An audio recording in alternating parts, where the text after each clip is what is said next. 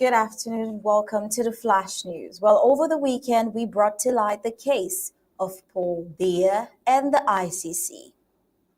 Well, according to reports, the Office of the Prosecutor of the International Criminal Court has received a complaint against La République du Cameroon's president. Well, a lot of that and more will bring in the full briefings of the Flash News today. I am Star Smart. Stay tuned.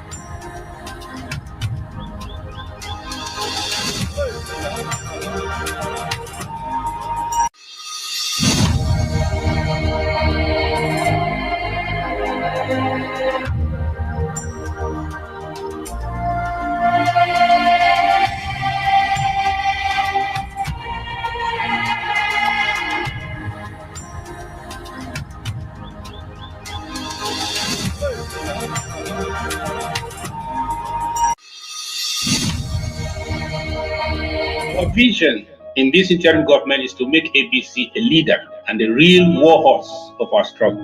We want to grow it, expand it, hire and train more hands, and broadcast round the clock, around the world, and take command of the media space of this world. You can enjoy all round the clock, 24/7 exclusive moments of bliss as an ABC Amba TV Club member. A cappella. Latest Nigerian/African movies, global politics, ABC Amba News and updates, historical documentaries, and lots more. In our daily programs, we have Undaunted, ABC Amba News, bringing into the news untold stories with Onyi Okpala and Star Smart. Exclusive discussion, revolutionary panel conversation, infotainment, edutainment, intro governmental debates on topical issues with Tar Paddy King, State of the Liberation Movement, Fronting IG and People of Ambazonia's position, the Struggles Weekly Update with Secretary Martin Mungwa, PhD, FASCE, Health is Wealth, Health Education and Awareness within the Ambazonian Community with Dr. Yaya, Liberation Prayer, an intercessory ministry for Ambazonia with Pastor Victor Mba, Our Freedom, spiritual awareness and education for the Ambazonian community with Pastor Victor Mba and Pastor Commando, church and politics, neutralizing the myths and preconceived religious and political philosophies that limit the Christian involvement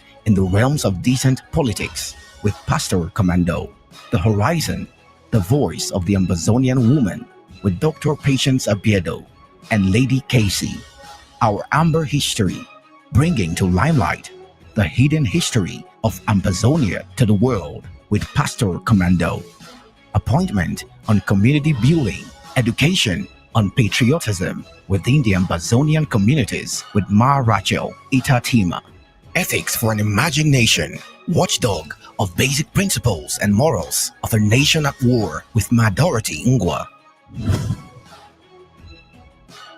Upcoming programs: Pigeon News, Vernacular Talk Show, County Roots, Activists Corner, Amba Focus.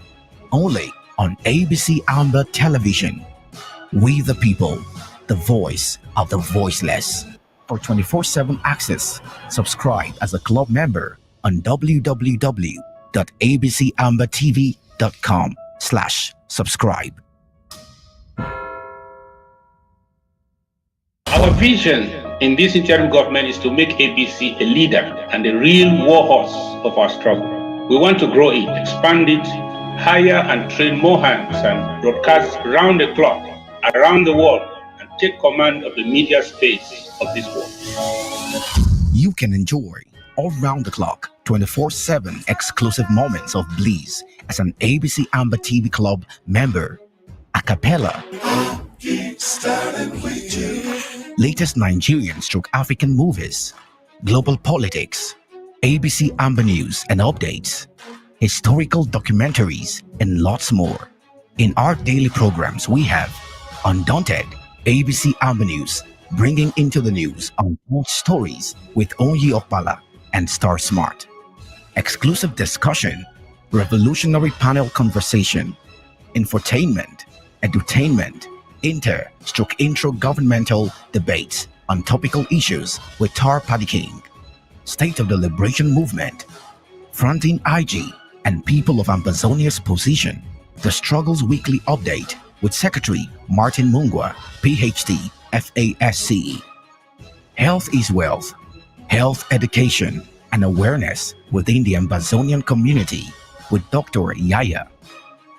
Liberation Prayer, an intercessory ministry for Ambazonia with Pastor Victor Mba. Our Freedom, spiritual awareness and education for the Ambazonian community with Pastor Victor Mba and Pastor Commando.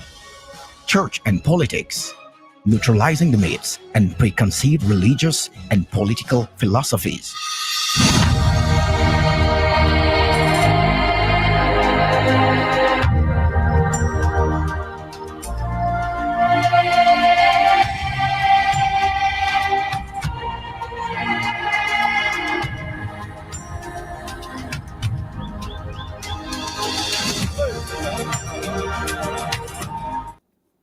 Good evening and welcome to Flash News on ABC Amba TV, your trusted source for the latest updates in Ambazonia, Africa, and the world at large. Well, today we bring you groundbreaking developments in Ambazonia's international legal strides, a revolutionary leap in Ambazonia's broadcasting, and the unfolding geopolitical shifts across Africa and the globe. But I am Star Smart. Let's dive into today's top stories. We're going to start with the filed complaint against Paul Biya at the ICC. Well, over the weekend, we shed light on this extraordinary development involving La République du Cameroon's president, Paul Biya, and the International Criminal Court. The Office of the Prosecutor at the ICC has officially received a complaint submitted by legal representatives of the Ambazonian government via the Pan-African Forum, the PAF.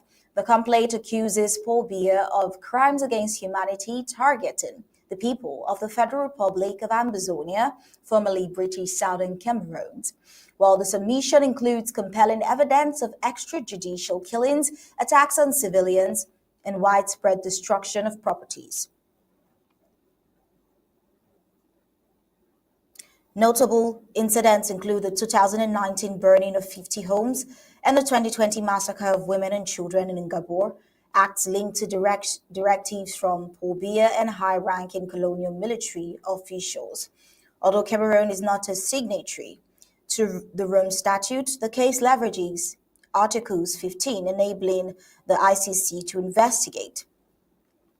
Based on credible evidence, PAF strategically highlights that Biya's frequently visit Switzerland, a Rome Statute member state, creating a potential opportunity for legal actions. While the ICC Prosecutor's Office, led by Karim Khan, confirmed receipt of the complaint and acknowledged the possibility of a preliminary examination. PAF also drew attention to parallels with other ICC cases such as the 2009 investigation of Kenya and recent arrest warrants of Vladimir Putin and Benjamin Netanyahu. These examples underscore the feasibility of holding Biya accountable despite Cameroon's non-membership in the ICC. Well, we also see that the submission is indeed a landmark moment in Ambazonia's pursuit of justice, shining a global spotlight on decades of human rights abuses by La République forces. It confronts La République's historical impunity and demonstrates Ambazonia's unwavering commitment to legal recourse. By strategically focusing on Bia's visit to Switzerland, we see that Ambazonian leaders are indeed advancing their cause with innovative diplomacy. Now, while this preliminary step does not guarantee immediate action, it signifies progress and validates the resilience of Ambazonians in their struggle for justice. Global attention on these atrocities intensifies pressure on international stakeholders, strengthening Ambazonia's resolve for eventual sovereignty. Well, away from diplomatic strides, we also see moves put in place for the voice of Ambazonia to be heard, even at greater lengths to push the struggle forward to Buea. It indeed was a pleasure to learn over the weekend that it is the dawn of a new era in broadcasting, brought to you by the Ambazonian Broadcasting Corporation. Well, on Saturday, ABC Networks 24 unveiled its groundbreaking 4K broadcasting project, setting a new standard for showcasing Ambazonian culture. More than just a broadcasting milestone, this initiative celebrates the rich and vibrant heritage of Ambazonia, now accessible in stunning quality across multiple platforms. Now, with stories told not only in English, but also in French, Spanish, and Portuguese, as well as other languages, the project aims to bring Ambazonia's dynamic narratives to a global audience. This marks the beginning of a mission to connect the world with Ambazonia's diverse and untold stories. In a further expansion of its reach, the ABC Amba TV English will launch on DSTV and Canal Plus Horizon in January. Well, let's take a listen at what this 4K project really is about, as we learned over the weekend from our news director, Mr. Tapadi King. The ABC networks that we have Christian, or we caption the 4K, is basically an upgrade to maximize the wonders of digitalization when it comes to production. Like you mentioned in your monologue, it has to do with a step up with our quality that gives us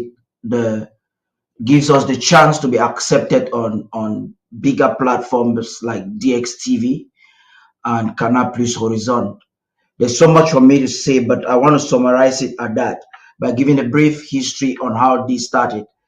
The Cameroon, or I would say CRTV, Cameroon particularly, was transitioning from analog into digital. The project was Christian for 2012-2013. It actually never got realized. The project was being coordinated by the Prime Ministry. Millions of francs CFA, I would say billions, were embezzled as always. So that project never got realized. At the time, we're working with some other local TVs to get digitalization in production effectively done. Cameroon understood the importance of digitalization after the struggle began in 2016, when the people of Ambazonia took the government of La République du Cameroon by storm. We took an aspect of digitalization, and we couldn't have the resources they had to get a terrestrial television, but digitalization permitted us to some extent to start a broadcasting in South Africa, and that has led us to where we were. The evolution has been a little bit slow but steady. But since 2021 until today, our evolution in actually getting what broadcasting is all about got fast forwarded. And I want to seize this opportunity to say that there's a difference between knowing how to use a software, which what most productions are using, especially in the vMix, StreamYard, OBS, Playbox is not broadcasting because our progress to get to where we are today has actually been slow because of this misunderstanding. A lot of people felt that, okay, that's why you found a lot of people wanting to start their own TV the next minute because they thought that if you know how to use a software, you can automatically be able to start a television. Nonetheless, I'm not discarding the importance of this software or being able to connect, especially on multimedia, internet multimedia. I'm not discarding that because it has helped our struggle tremendously. But now we're taking it a step further by actually getting what can be recognized internationally as a television. Terrestrial, before you get to digitalization, the standards of digitalization, you need to attain some certain levels of terrestrial production, which is what especially Undaunted has been able to do for 3 years. This is the first time it's happening in the history of our nation where consistently we have experimented, evolved the terrestrial production in television.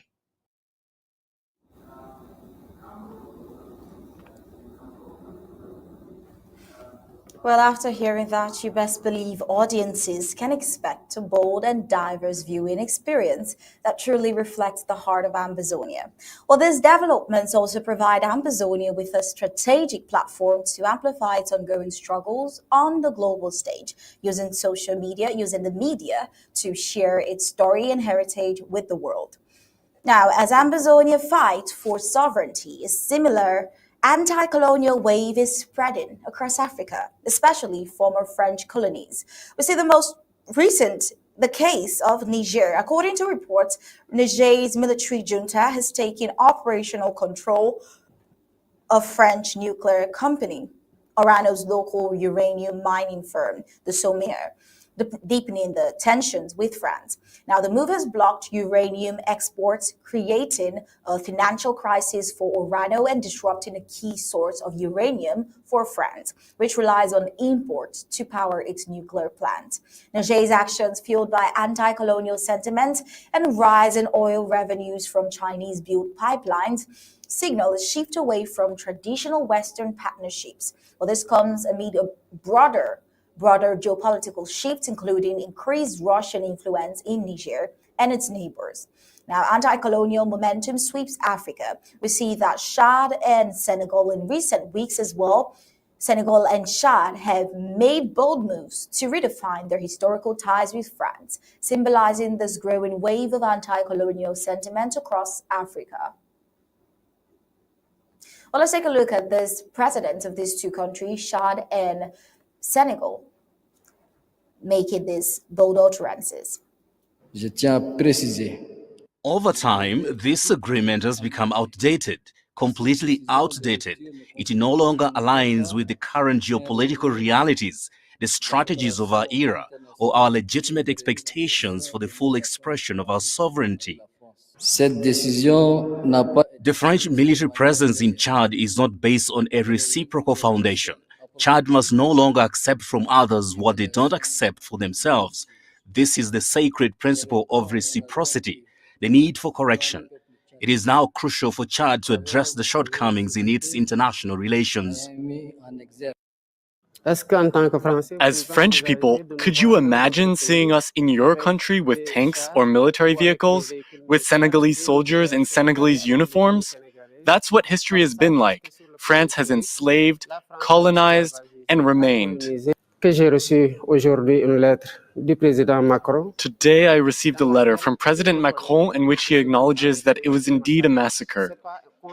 This step of acknowledging the massacre should open the door to perfect collaboration in revealing the whole truth.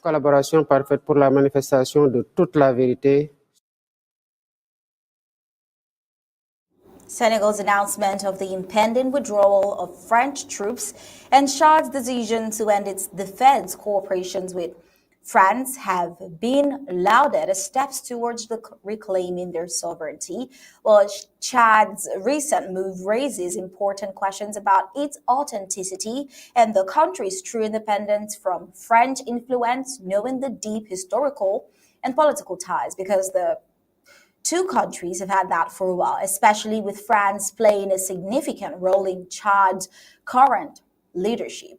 France isn't exactly taking this shift in alliance with African countries lightly and is, as a matter of fact, blaming it on Russia. Well, let's take a listen to France's foreign minister. Nous procédons à un changement de posture militaire. We are reviewing our military positioning. The goal is to redefine our partnerships with our African partners so our association can better meet their needs, be faster and more flexible.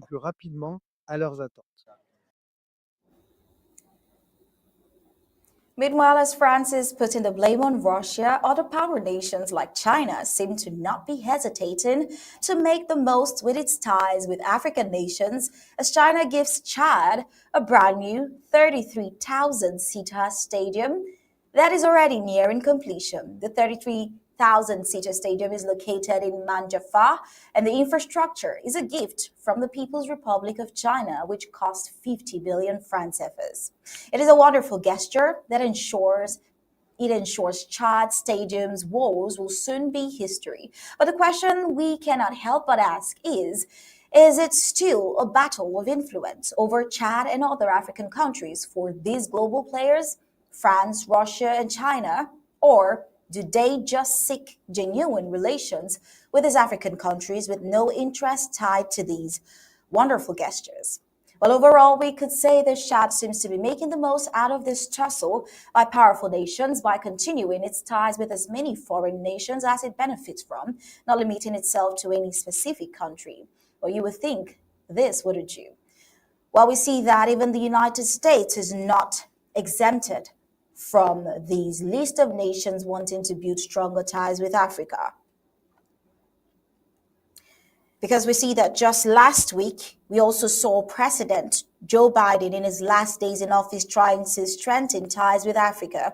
During a 3-day visit to Angola, U.S. President Joe Biden met with Angolan President João Lourenço, praising the strengthening ties between the two nations and underscoring the U.S. commitment to Africa. Biden announced a $600 million investment in the Lobito Corridor project aimed at revitalizing supply chains, though through the refurbishment of 1,300 kilometers of train lines connecting Angola to the Congo and Zambia.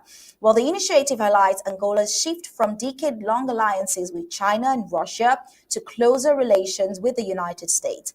And we can help but wonder what's the inspiration behind this interest. There seems to be a power tussle over Africa by these power nations, or maybe just a coincidental interest in having stronger ties with Africa at this point in time. Oh, well, speaking of the United States, we see President-elect Donald Trump, who has made his plans for the United States really clearly emphasizing on immigration, re-emphasizing, I would say, on immigration and strategies to make America's economy great again, pointing to trade imbalances, pushing for what he calls a fair playing field in economic relations, reflecting his broader agenda of renegotiating the United States economy and trade policies to prioritize national interests. Well, let's take a listen to his take on this.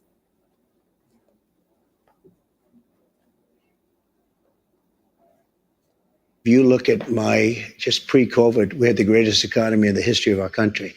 And I had a lot of tariffs on a lot of different countries, but in particular China. We took in hundreds of billions of dollars, and we had no inflation. In fact, when I handed it over, they didn't have inflation for a year and a half. They went almost 2 years just based on what I had created. And then they created inflation with energy and with spending too much. So I think I'm a big believer in tariffs. I think tariffs are the most beautiful word. I think they're beautiful. It's going to make us rich. We're subsidizing Canada to the tune of over $100 billion a year. We're subsidizing Mexico for almost $300 billion. We shouldn't be subsidizing. Why are we subsidizing these countries? If we're going to subsidize them, let them become a state. We're subsidizing Mexico, and we're subsidizing Canada, and we're subsidizing many countries all over the world. And all I want to do is I want to have a level, fast, but fair playing field. They cost Americans nothing. They made a great economy for us.